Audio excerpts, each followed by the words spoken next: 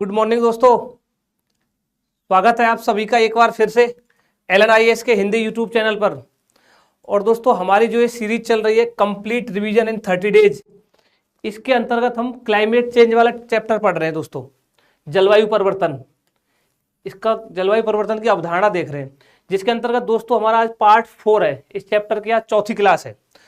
और इस चौथी क्लास के साथ साथ दोस्तों हम ये जो चैप्टर है जलवायु परिवर्तन वाला, ये फिनिश कर लेंगे।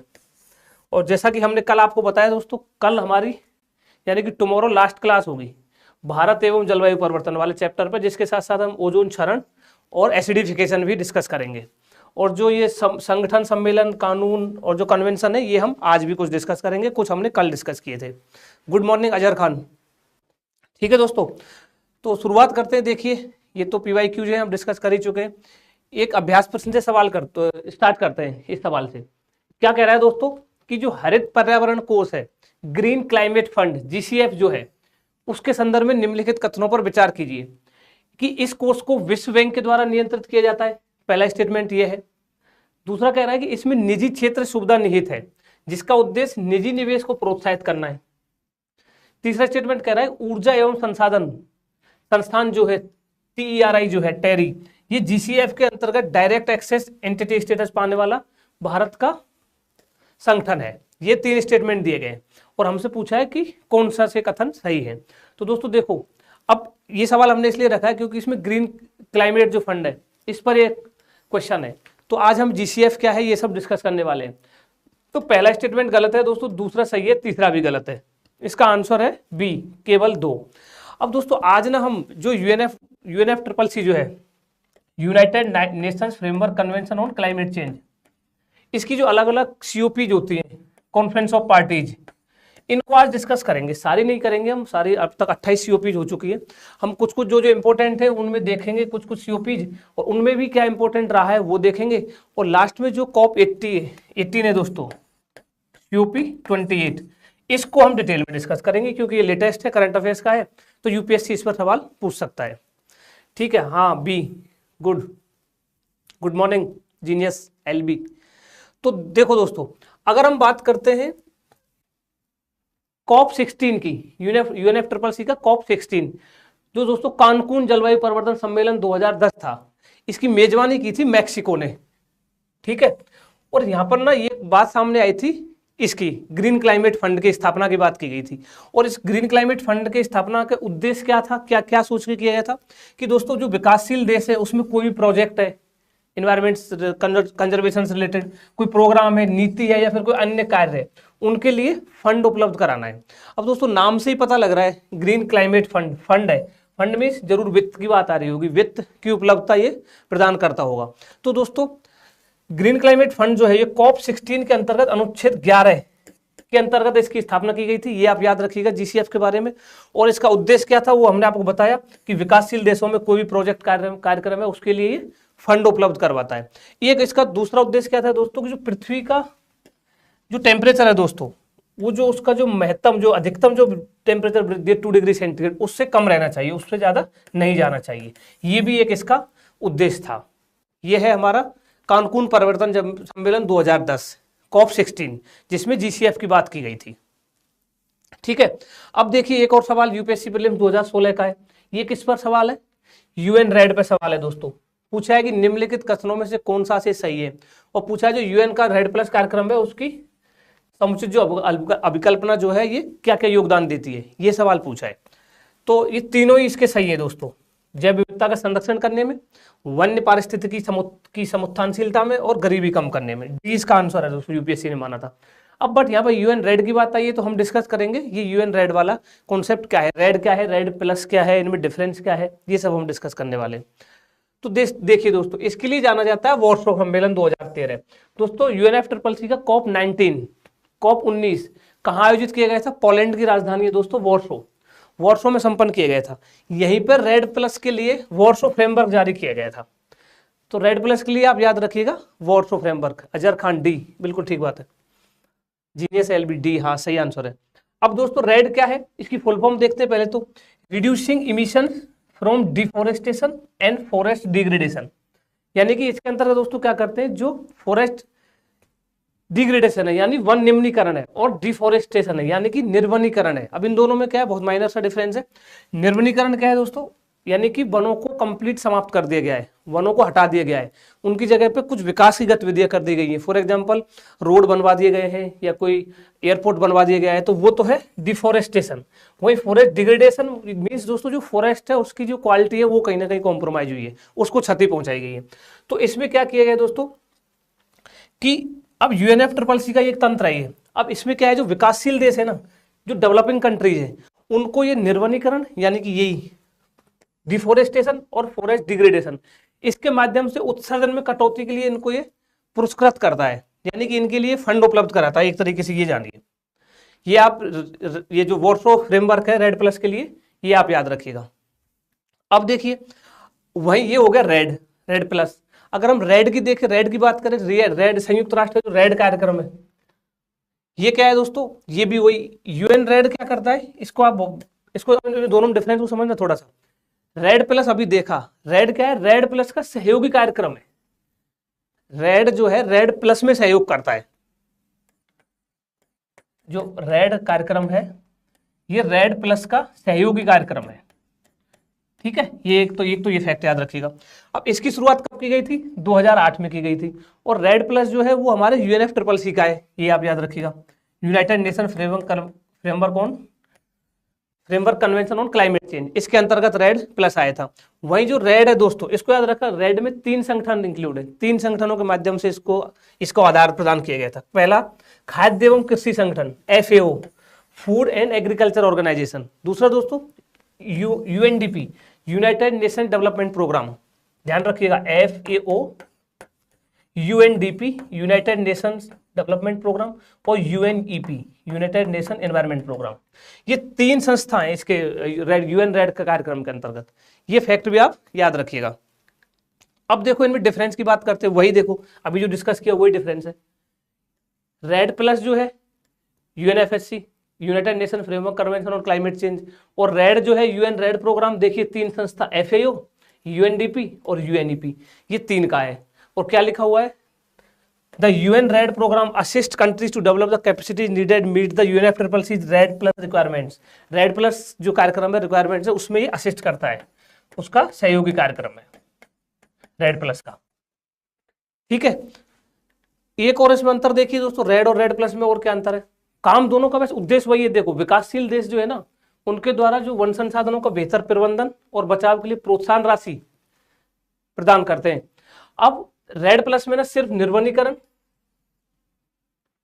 रेड में देखो ये 5 पॉइंट के माध्यम से देखो, इससे अच्छे से समझ में आएगा। ये 5 पॉइंट लिखे हुए हैं, निर्वनीकरण द्वारा उत्सर्जन कटौती, डिफोरेस्टेशन, वन निम्नीकरण द्वारा उत्सर्जन कटौती। ये 2 पॉइंट जो है ना दोस्तों, ये 2, ये रेड है, ये रेड कार्यक्रम के अंतर्गत है बस, ठीक है।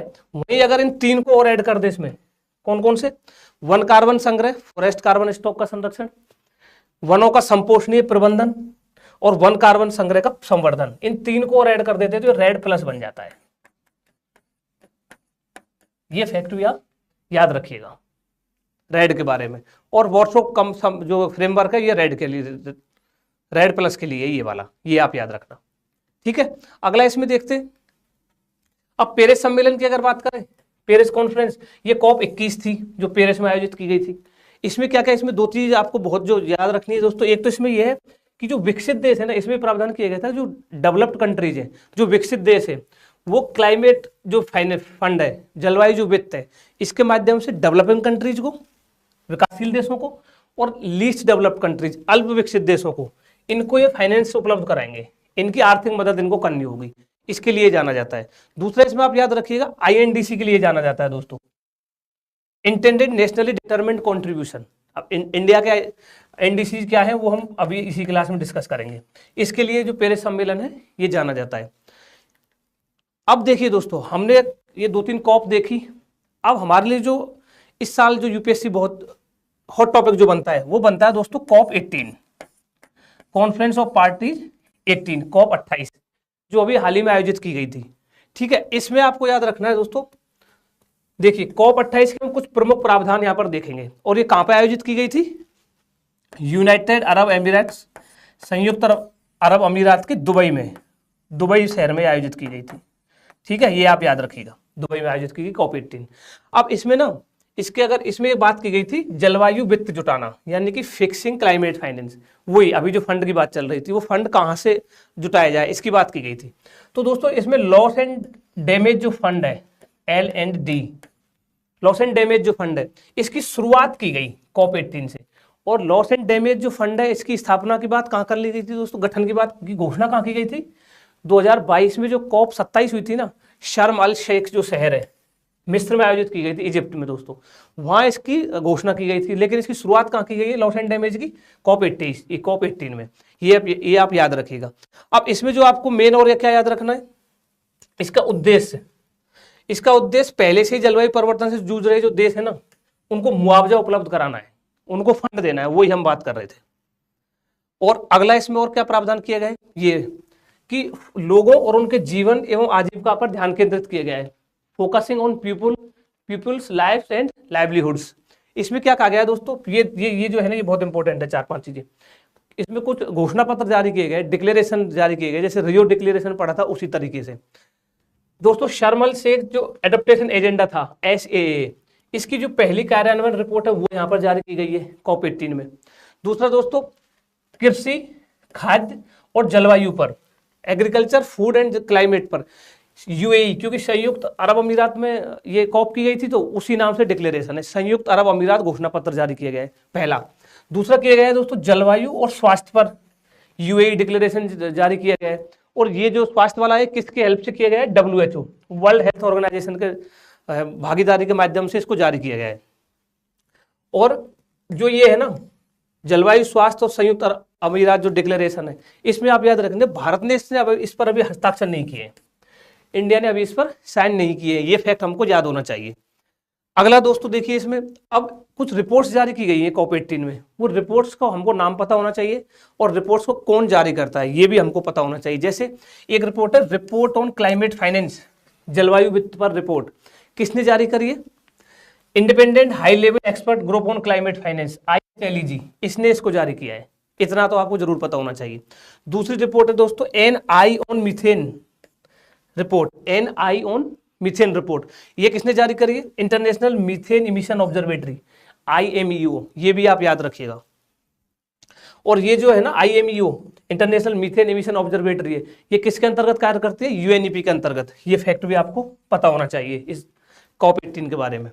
अब दोस्तों इसमें ना कुछ इनिशिएटिव्स लिए गए COP18 में, कुछ पहल लाई गई, वो कौन कौन से इनिशिएटिव है उनको भी थोड़ा हम डिस्कस कर लेते हैं।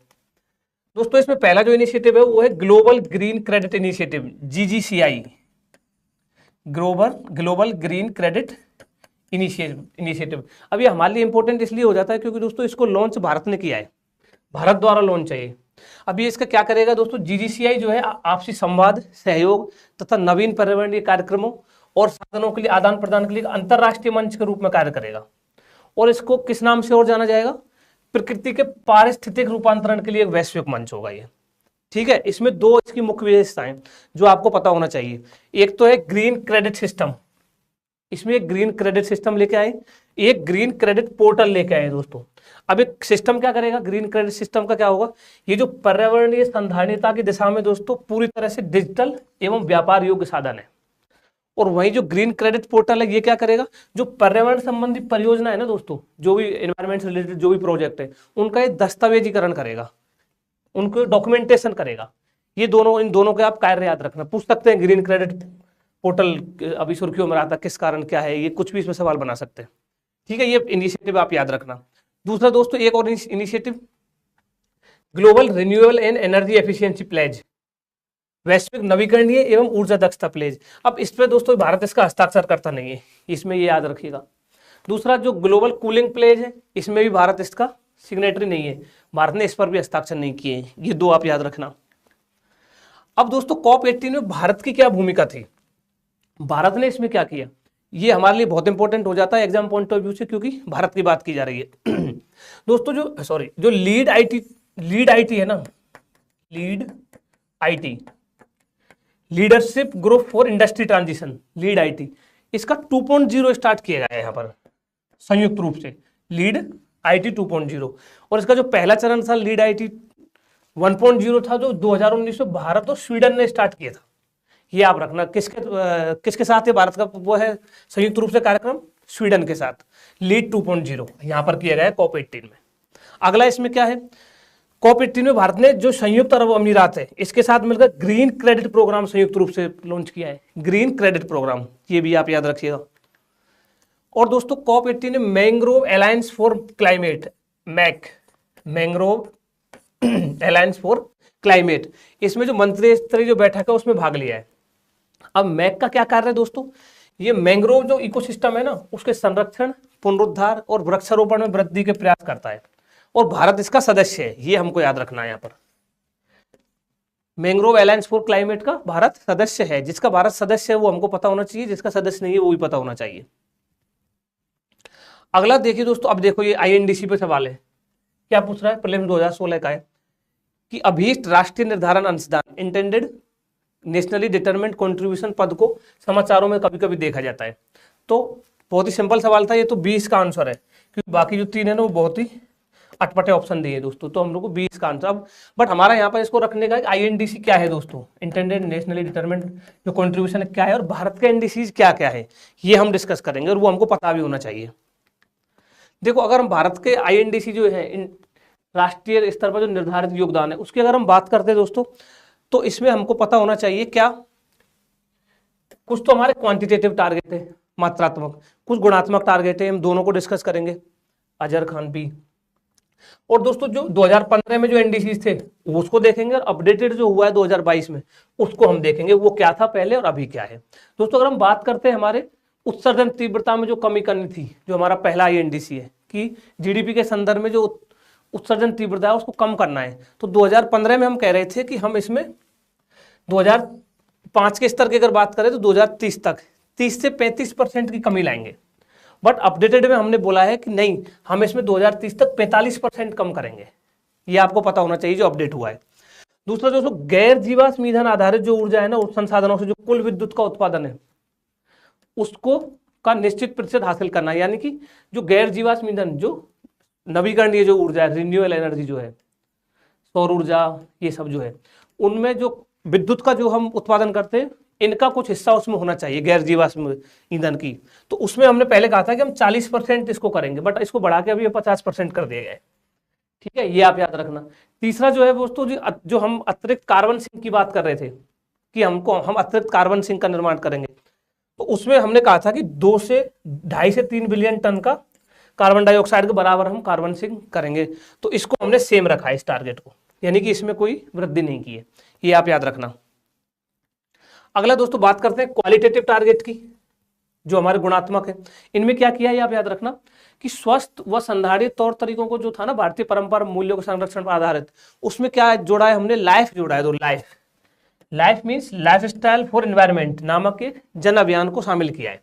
देखिए लाइफ, LIFE, इसकी फुल फॉर्म है life style for environment, life style for environment, life, इसको हमने इसमें ऐड किया है। बाकी जो एनडीसी है ना दोस्तों वो पहले जैसे रखे हमने, पूर्ववर्ती एनडीसी के समान है, इतना आप याद रखना, ये पूर्ववर्ती एनडीसी के समान ही रखा गया इन दोनों को, इनको भी। अब हम बात कर रहे थे ना कि हम कुछ पर्यावरणीय संगठनों और इन सबको भी क्लास के साथ साथ डिस्कस करते हुए चलेंगे, तो एक साइट्स को देख लेते हैं आज कि साइट्स क्या है। इसकी परसिस्ट जो है हमने बात की थी कि कोई भी प्रजाति हम पढ़ते हैं तो उसका आयुषन स्टेटस पता होना चाहिए, साइट्स की किस परसिस्ट में आता है ये भी पता होना चाहिए। तो दोस्तों ये वही साइट्स है। इसकी फुल फॉर्म क्या है, convention on international trade in endangered species of wild फोना एंड फ्लोरा, यानी कि जो इंडेंजर्ड स्पीसीज है इनमें जो इंटरनेशनल ट्रेड हो रहा है उसको रेगुलेट करने की संस्था है दोस्तों ये। अब ये कैसे स्थापित हुई, क्या हुई, देखिए वही वन्यजीव और वनस्पति दोनों आते हैं, फोना एंड फ्लोरा, वन्यजीव भी आएंगे और वनस्पति भी आएंगी। इनकी जो इंडेंजर्ड स्पीसीज, लुप्त प्राय जो प्रजाति है, उनके अंतरराष्ट्रीय व्यापार पर ये कन्वेंशन है सरकारों के बीच। ठीक है, स्थापना कब हुई थी दोस्तों, यह कन्वेंशन जुलाई 1975 से लागू हुआ है, और इसको वॉशिंगटन कन्वेंशन कहते हैं, क्योंकि इसका जो पहला कन्वेंशन है ना मार्च 1973 में, वो वॉशिंगटन में हुआ था, इसलिए इसको वॉशिंगटन कन्वेंशन भी कहते हैं। और भारत इसमें कब शामिल हुआ, 1976 में, ये याद रखना, साइट्स का मेंबर है भारत। और वर्तमान में जो इसके सदस्य वो 184 सदस्य हैं। अब इसमें ना दोस्तों हमने कहा था ना कि इसमें अपेंडिसेज है, परिशिष्ट है, कि परिशिष्ट 1 में कौन से प्रजाति रखी गई है, कौन से जीव रखे गए, परिशिष्ट 2 में कौन से रखे हैं, परिशिष्ट 3 में कौन से रखे हैं, ये इसमें परिशिष्ट दी गई है। जैसे WP एक्ट में अनुसूची थी नहीं, अनुसूची 1, 2, 3, 4, ऐसे ही इसमें परिशिष्ट है, 3 परिशिष्ट है। अगर परिशिष्ट 1 की बात करें तो दोस्तों जो संकटग्रस्त स्थिति है ना जिन प्रजातियों की, उनको इसमें रखा गया है। और इसमें एक बात याद रखना कि इन पर ना अंतरराष्ट्रीय जो व्यापार है ना उस पर पूर्ण प्रतिबंध है, यानी कि कुछ अगर असाधारण परिस्थिति हो तो ही अनुमति दी जा सकती है इनके इंटरनेशनल ट्रेड की। अदरवाइज जिन इस प्रजातियों को परिशिष्ट 1 में रखा है उनका आप इंटरनेशनल ट्रेड नहीं कर सकते, कंप्लीट उन पर प्रतिबंध आरोपित किया गया है। वही अगर परिशिष्ट 2 की बात करें तो दोस्तों इनको अंतरराष्ट्रीय व्यापार की अनुमति है, लेकिन रेगुलेशन के साथ, डायरेक्ट आप इनको भी नहीं कर सकते। इसमें संकटग्रस्त वाले नहीं है, बट कुछ इनके अस्तित्व के लिए ये करना बहुत आवश्यक है, परिशिष्ट 2 जो है। वही अगर परिशिष्ट 3 की बात करें दोस्तों तो इनमें भी अंतरराष्ट्रीय व्यापार की अनुमति है, लेकिन विनियमन के साथ। और इसमें किन प्रजातियों को शामिल किया गया है, जिनको कम से कम किसी एक देश द्वारा संरक्षण प्रदान किया गया है, वो परिशिष्ट 3 में उन प्रजातियों के नाम लिखे गए हैं। अब देखिए एक सवाल और देखिए, निम्नलिखित युग्म में से कौन सा देश सही सुमेलित है। स्टॉकहोम कन्वेंशन पर बात की है दोस्तों कि स्टॉकहोम कन्वेंशन कीटनाशक तथा औद्योगिक रसायन के लिए है क्या। रॉटरडम जो कन्वेंशन है, क्या ये खतरनाक अपशिष्ट और सीमापारी आवागमन से है। और जो बेसल कन्वेंशन है, ये दीर्घ स्थायी जो कार्बनिक पॉल्यूटेंट्स है, persistent organic pollutant, POP, persistent organic pollutants, इनसे रिलेटेड है। और हमसे पूछा है कि इनका बताइए कौन सा सही सुमेलित है। तो दोस्तों ये तो तीनों ही गलत है, कोई सा भी सही सुमेलित नहीं है, डी इसका आंसर है। बट इस क्वेश्चन को क्यों रखा है, क्योंकि हमको रॉटरडम कन्वेंशन, बेसल कन्वेंशन और स्टॉकहोम कन्वेंशन पता होना चाहिए कि ये तीनों किससे रिलेटेड है। ठीक है, अब हम बात करते हैं दोस्तों, पहले देख लेते हैं स्टॉकहोम कन्वेंशन। अब इतना तो पक्के से याद रखना कि स्टॉकहोम जो कन्वेंशन है ना दोस्तों, ये परसिस्टेंट ऑर्गेनिक पॉल्यूटेंट्स पर है। परसिस्टेंट ऑर्गेनिक पॉल्यूटेंट्स जो है इनके उपयोग और प्रयोग पर ही है। अब 22 मई 2001 को इसको हस्ताक्षरित किया गया था, 2004 से ये अस्तित्व में आई। भारत इसका सिग्नेटरी है, भारत इसका इस संधि पर 2006 में लागू होता है, याद रखना। एक तो याद रखना भारत है मेंबर, सिग्नेटरी है इसका। दूसरा किस पर है, परसिस्टेंट ऑर्गेनिक पॉल्यूटेंट्स पर है। परसिस्टेंट ऑर्गेनिक पॉल्यूटेंट्स क्या होते हैं, जो दीर्घकाल तक बने रहते हैं, अनवरत जो जैविक प्रदूषक है। और 2006 में इसने भारत ने इस पर साइन किए थे। दूसरा दोस्तों जो बेसल कन्वेंशन है, बेसल कन्वेंशन में आपको याद रखना है ये खतरनाक अपशिष्ट और ई वेस्ट के जो सीमा पार इनका जो स्थानांतरण है उसके रेगुलेशन से संबंधित है। किससे, खतरनाक अपशिष्ट और ई वेस्ट, इतना आप इसमें याद रखना बेसल कन्वेंशन में। वहीं अगर बात करते, अब ये 22 मार्च 1989 को हस्ताक्षरित की गई थी, लेकिन प्रभाव में कब आई थी, 1992 में। और UNEP का सहभागी कार्यक्रम है, भारत भी इसका भी सिग्नेटरी है, ये भी याद रखना है, बेसल कन्वेंशन का भी। अगला देखिए रॉटरडम कन्वेंशन। अब रॉटरडम कन्वेंशन जो है ना दोस्तों, ये 1998 को अपनाया गया था और 24 फरवरी 2004 से लागू हुआ था। अब रॉटरडम कन्वेंशन किस पर है, खतरनाक रसायनों, हजार्डस केमिकल्स एंड कीटनाशक, हजार्डस केमिकल एंड कीटनाशकों पर है रॉटरडम। और ये वाला दो तीनों याद होने चाहिए। बेसल कन्वेंशन जो है ये है ई वेस्ट और खतरनाक अपशिष्ट, हजार्डस वेस्ट, और ये है POPs पर। ये तीनों आपको कन्वेंशन जो है पता होना चाहिए। ठीक है दोस्तों, तो आज की क्लास को यहीं विराम देते, कल हमारी लास्ट क्लास होगी। आप अपना रिवीजन करते रहिए, बस अब 2-3 दिन और आप बचे हैं आपके एग्जाम में। Stay healthy, stay happy, thank you.